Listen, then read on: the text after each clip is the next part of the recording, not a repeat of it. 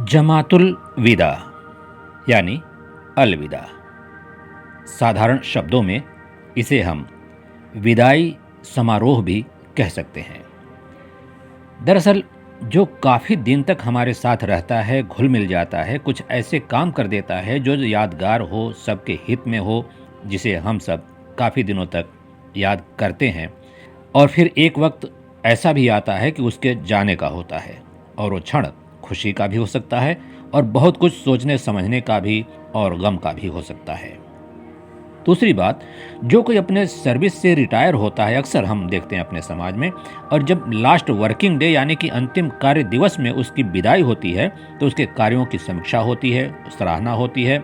और उसके योगदान को भी हम याद करते हैं। कुछ पलों को जो कि अलग से कुछ कर जाता है, जिसे कि याद किया जा सकता है, उसे हम याद करते हैं। इसी प्रकार पूरे रमज़ान का महीना जो कि अत्यंत पुण्यकारी होता है, इसी माह के अंतिम शुक्रवार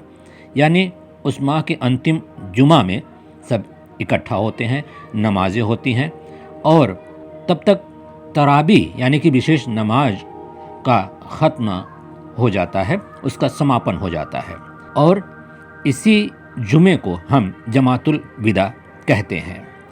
रमज़ान महीना दरअसल बहुत ही पवित्र महीना माना गया है, और कुरान का अवतरण इसी माह में मोहम्मद रसूल सल्लल्लाहु अलैहि वसल्लम के मार्फत हुआ था। रमज़ान का अंतिम 10 दिन इबादत के लिहाज से बहुत ही महत्वपूर्ण बताए गए हैं, और उसमें भी 21वीं, 23वीं, 25वीं, 27वीं, 29वीं तिथि का विशेष महत्व होता है, जिसमें लोग अधिक से अधिक इबादत करते हैं, नमाजें पढ़ते हैं और नेक काम करते हैं। इस तरह से जो कि पूरे माह एक तरह से रौनक बिखेर देता है ये रमज़ान का महीना, और जब जाने का वक्त होता है यानी कि जब उसकी हम विदाई करते हैं तो स्वाभाविक है अफसोस का होना।